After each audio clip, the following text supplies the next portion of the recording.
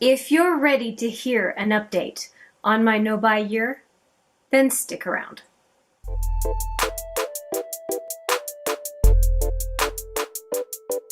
Hi there, it's Hélène with another video, and today marks the 100-day mark for my no-buy year. It is April 10th.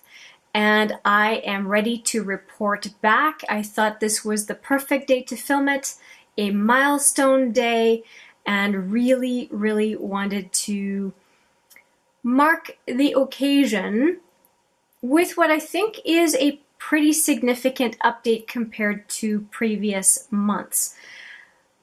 I'm ready to share the good, the bad, and the ugly. If you have been following along, and I will put the intro to my no-buy year right here, and following with the no-buy playlist if you're curious to see all the other videos that I've done so far for this year, and in my failed attempt the year before, where I hadn't really realized where my pain points were for purchasing or over-purchasing cosmetics and other beauty products. Let's get down to business. I'm done rambling. I want to update you on my 5 goals for the 2019 no-buy year, and we will go step by step, and I will tell you how I am doing on all of them. So let's get to it. When it comes to my no-buy rules, I have 5 of them. Let's go through them one by one from the 1st to the 5th. So rule number 1, use and enjoy what I already own. And when it comes to that rule, I think I've done really well, especially with existing makeup products. And I have a number of examples here to show you. In the month of March, I dug right into the Elements palette from Urban Decay, and I did a whole series on this palette. And the outcome of it may surprise you. I have a very different opinion of it from the beginning of this challenge of using this palette. And I did a number of looks with it. If you want some inspiration, maybe you have this palette, it was limited edition, but maybe you have this palette and you want some inspiration for different looks, I would definitely recommend that video. All the videos I mentioned, by the way, will be linked in the description box below, so you can take a look there for any information that I've provided during this video. I also went into the Violet Voss palette. Actually, that is the palette that I have on my eyes today, and you will see the palette right here. If you're curious, I'm wearing Royal and Girl Crush for the most part from the palette, and I only have a few left to use. I was looking at it earlier today, and I know that I want to use WCW, Smart AF.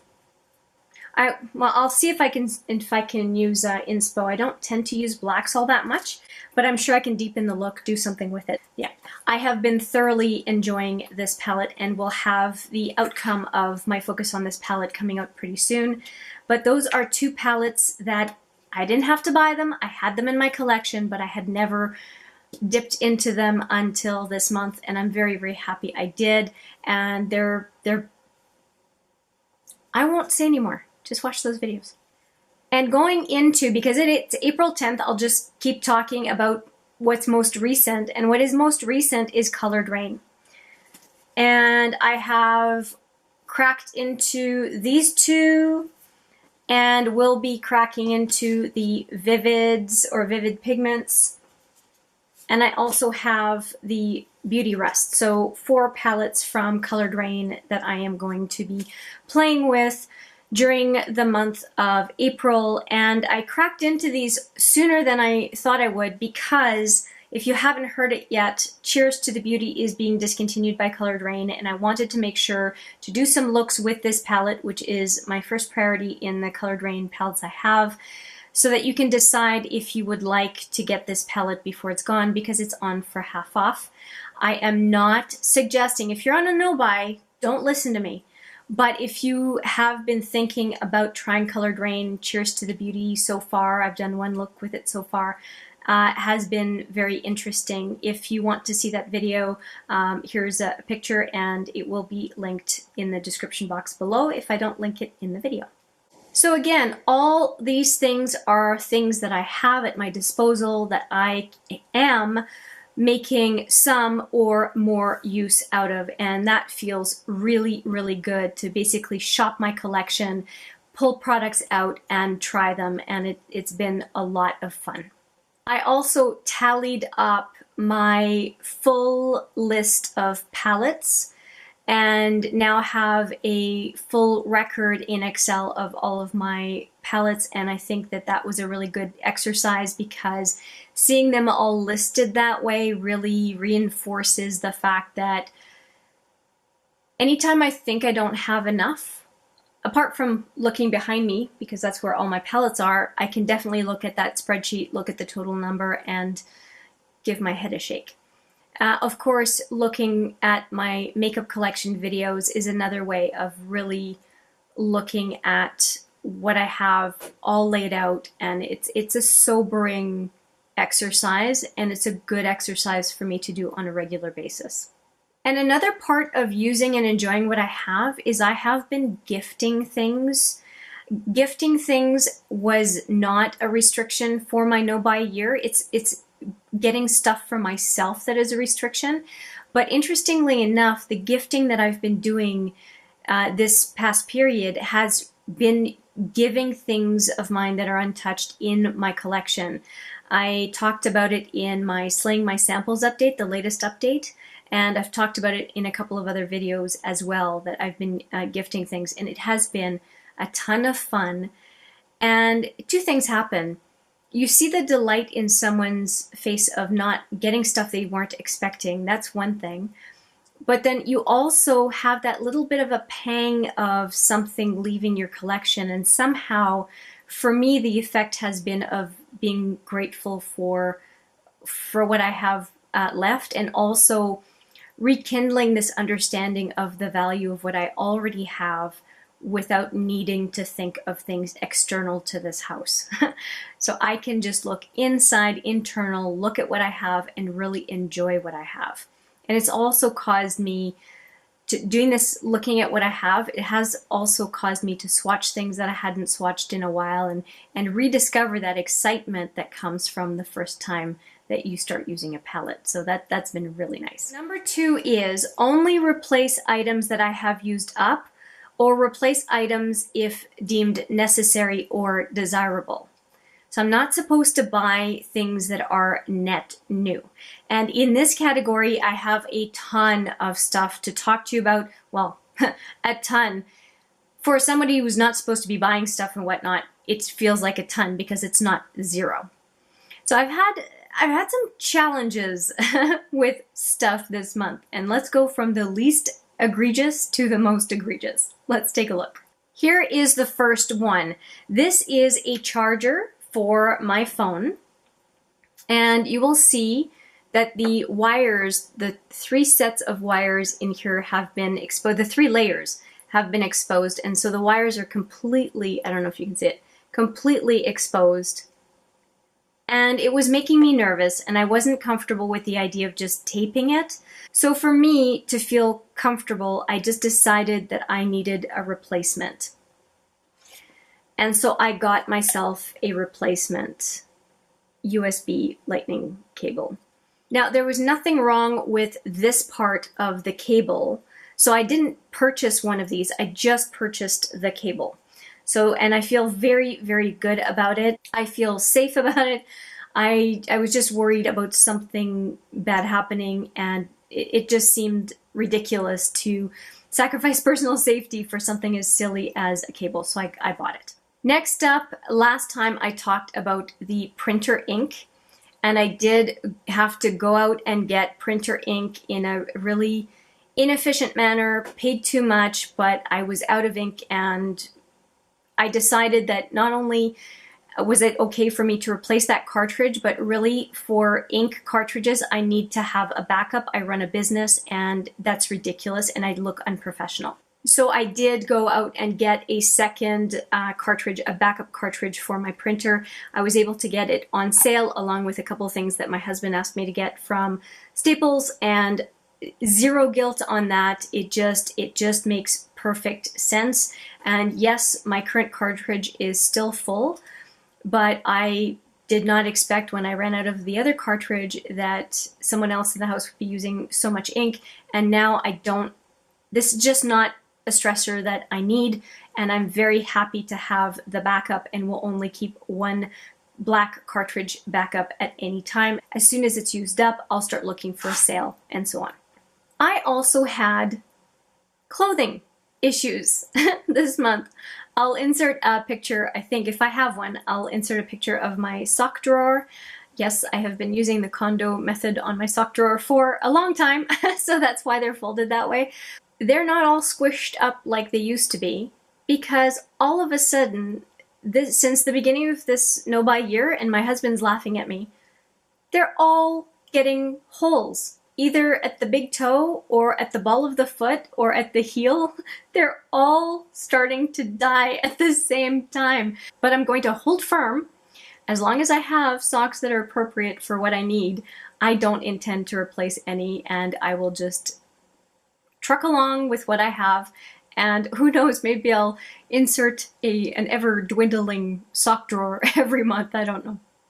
And one more clothing item. I have a very comfy pair of jeans here that I've had for quite a while, and they're jeans that are a little bit too big for me, but that's part of why they're really, really comfortable. They're Calvin Klein jeans that I've enjoyed thoroughly. They managed to get to tear up at the inseam pretty badly, and I am having to say goodbye to these jeans because I don't see how I can repair them. They are too far gone, and I'm sad about it, but I am just going to possibly cut them up for rags or something, but I won't be replacing them. I have a bunch of pants that are fine to use, including a pair of jeans that I absolutely love. They're just not grub jeans. The other ones I could wear for anything. And I really, really enjoy these jeans. They are my absolute favorite, and I'm just going to end up using them more. That's just what's going to happen. They're curvy Soho in boot cut, and I absolutely love them. Love them, love them, love them to pieces. And so I guess it's an opportunity to wear really good looking jeans more often. And if I don't want to wear these nicer jeans for not so nice stuff, I'll just use older workout pants, or I've got 3 pairs of almost like a parachute material black pant that I love from Mountain Equipment Co-op. I might sacrifice one of those 3 pairs of identical pants and just say, okay, well, these are my work pants, and whatever happens to them, happens to them. But yeah, I don't plan on purchasing a replacement for that one pair of jeans because I have alternatives. Now for something questionable. I was looking to finagle a magnetic palette of some sort to be able to have an additional 100 single eyeshadows to mess around with for my Quad of the Month series. And if you want to see a quad from the Quad of the Month, let me just pull one out. This is an example. So I'm using Anastasia quad palettes. These are fantastic, by the way. If you go to Sephora and you go to the Anastasia singles and you scroll down, you can get one of these for $1. They are magnetized, so you don't have to put a magnet underneath singles. These are all single shadows from the 39A by Morphe, the Dare to Create. So this gives you a sense of it. I use an eyeliner. In this case, it's the Mint eyeliner from Annabelle, and I write on the back what they are so I don't have to guess. And it's been really, really nice to do that, but it was really bothering me that all of the quads for this year would all be from the 39A Dare to Create. because I have no other magnetic palettes or means to store those shadows without worrying that they will shatter. And so I wanted to depot more singles so that I could show quads that are made from a lot of other brands other than Morphe, as well as showing depotting videos for additional types of cardboard packaging to just help people figure out how to depot given palettes and help them sort that out. So I really want to do almost like a bunch of PSAs on depotting, if you will. And so those two desires of having different company singles to play with and to show in quads, as well as depotting more of my palettes as a service, almost like on this YouTube channel, because I think more depotting videos are required because there's a lot of carnage out there. So this desire made me start to think about how I could have another magnetic base, and I started looking at stuff I had in the house, and I had a magnetic board that I looked to see if I could get the singles to stick to it, and they didn't, and so because they weren't magnetized anyway. So I looked at the board, I looked for magnetic kind of carpeting, I looked at, which I couldn't find, by the way, and then I also looked up the cost of a magnetic paint, and I thought, well, I could make a box, and the paint was $45 for a cup of this magnet paint. And I get the fact that it's a really specialized paint, but the economics of it really didn't work for me. And then there was a 100 pan palette from Colored Raine for $61 Canadian, which I also found kind of expensive, but it was sold out anyway, so it didn't really matter. And so I'm looking and I'm looking and I'm trying to figure things out. And I had mentioned in a previous video how much I love the Tarte, what's it called? Tarte Wild Animal palette, magnetized palette. So let me show you what that looks like. So this is what it looks like. It has the Tarte logo on the front. This is the magnetized palette. It has animal print on each side, and on the inside it has a mirror that I really don't need, and then it has the tray that fits 25 regular sized singles, the same size singles as was in the smaller pans of the Dare to Create 39A, and the Anastasia shadows, and the, for example, Colored Raine shadows and Juvia's Place shadows, and so on. I decided to look for magnetic palettes that were like this, because I have 3 of them, and that were less expensive, the most efficient that I could get, and that would protect my investment. I hate using that word. That protects stuff that I already have purchased and value, which is the eyeshadows more than anything else. And I came up short because everything else was too expensive.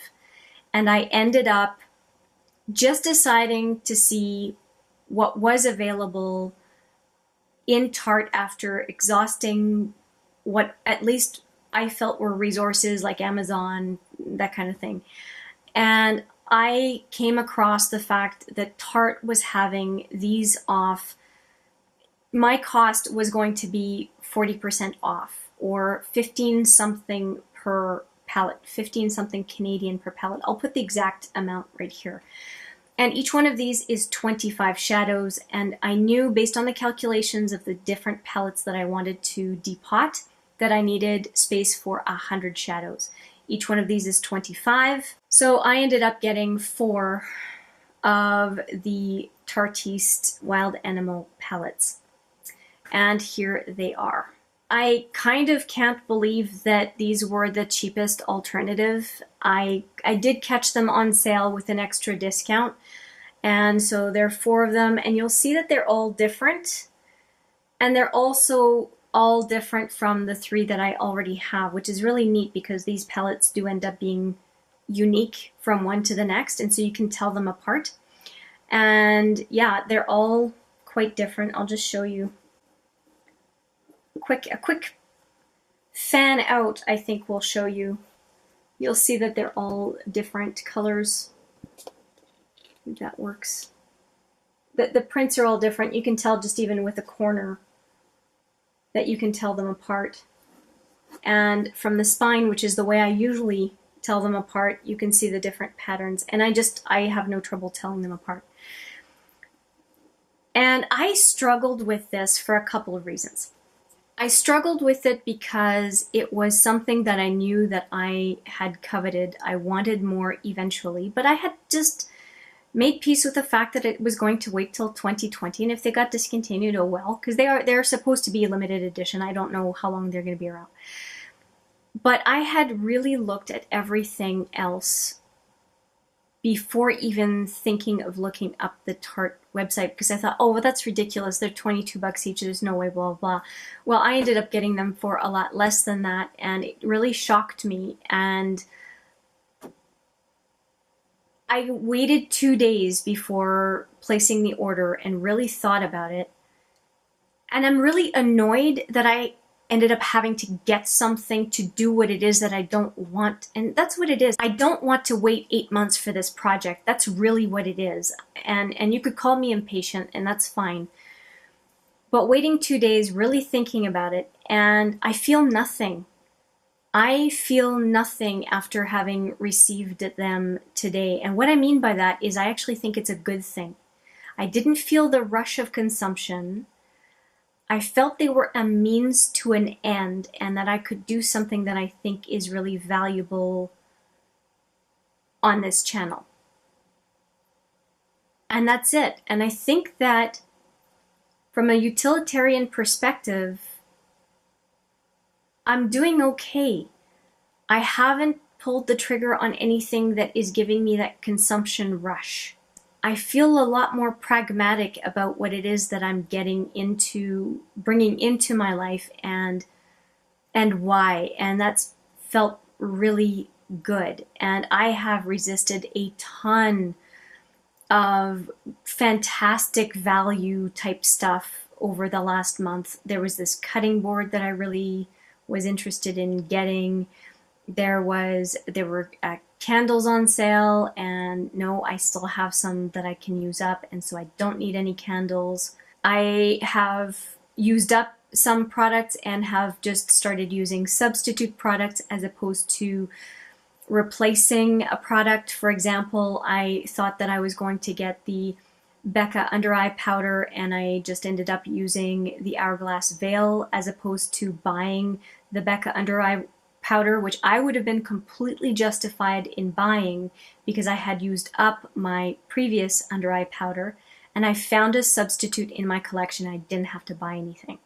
So I feel like this need to finish something so I can get to go buy something else is not a factor for me right now, and it feels really good. So I think that when it comes to number 2, I would say that technically it is a fail for this month, but I really don't feel bad about it. And so I don't think there's anything else to say. One other product that I did end up purchasing is the Neutrogena Rapid Wrinkle Repair. So this is the only one really in my whole makeup collection or skincare collection that I will not be out of. And you can see I've already made a big dent in this one that I started off in March. I ended up getting the opportunity to get this at a discount plus 40% off. It was a ridiculously cheap price. And it was the only item that I knew I should be getting from Shoppers Drug Mart. And in doing so, I ended up purchasing 2 of them because I always purchase these in pairs, because usually the deal, in order to get it essentially 2 for 1, I always have to get 2. And I say have to because I will not pay full price for this. I just won't. I've always been able to get it for half price, and the idea of paying full price to just get one, when it's a product I go through every 4 to 8 weeks, it just doesn't make sense. So I did end up getting two, and along with that, I got a gift bag of stuff that I didn't ask for, just got like that for free, I guess, because I was going to buy this anyway at the half off, and I didn't say no to the gift bag. It was automatically added to my cart online, and I took it. So I have a separate video on that is going to come out, and you can take a look at what was in that gift bag, and it was pretty phenomenal. And everything in that gift bag, I believe everything in that gift bag, I've never used any of those products, and there were a number of full-size products. And I just saw it as a gift, and I said, sure, I'll get it. But the driver, because I didn't even know that was going to be happening, the driver was that $20 off a $50 purchase, and the fact that this was on sale. That $20 off a $50 purchase is something that I've been sitting on for 3 weeks before making the purchase. And so when this sale came about, I decided to spend the coupon, and that's when I noticed that that gift bag was available. So again, it was a very unexpected. And on that one, I'm a little bit conflicted because I wanted to use the no-buy to not really bring anything new into my collection. And I've hemmed and hawed, have not used yet any of the products in that gift bag, and I really thought about it for quite a while. And I see value in using it because it gets me trying a bunch of brands that I have not tried, or products from brands I do love that I haven't tried. And I've decided that as long as I am introducing them all on the channel and providing information and value, that I would indeed crack into it. So you can watch for that video coming sometime soon. And I actually have that video already filmed, but I sat on it for a long time because I wanted to make sure that this was the right decision and that that's exactly what I want to do. So that's why it's been a while, because I made this purchase March 21st or something like that.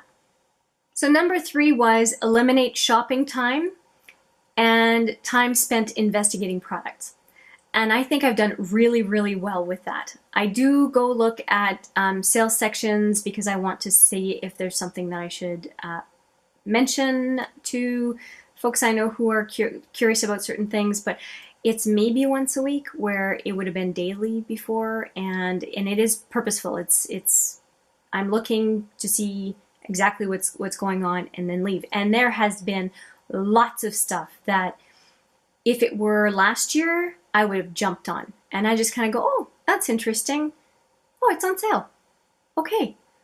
When did it come out? Blah, blah, blah. And just kind of thinking through the cycle of products being released and regular price and then sale price, and just seeing how long it is and what types of things go on sale versus not, as opposed to saying, oh, it's on sale, I have to do something. I'm not getting that automatic response yet, but I know that if I were to stop what I'm doing this year for the no-buy, it would be a quick and slippery slope to get back to that impulse. So I'm not ready yet to say that I've defeated that. I'm just saying that it's not an automatic knee-jerk anymore, which is really, really nice. So am I happy with having eliminated shopping time and unnecessary browsing, that kind of thing? Yes, I am. Let's go to number 4. We're almost there. Number 4 is to redirect time to other loves, because I had all this extra time from shopping and that I should really move that time to something more worthwhile.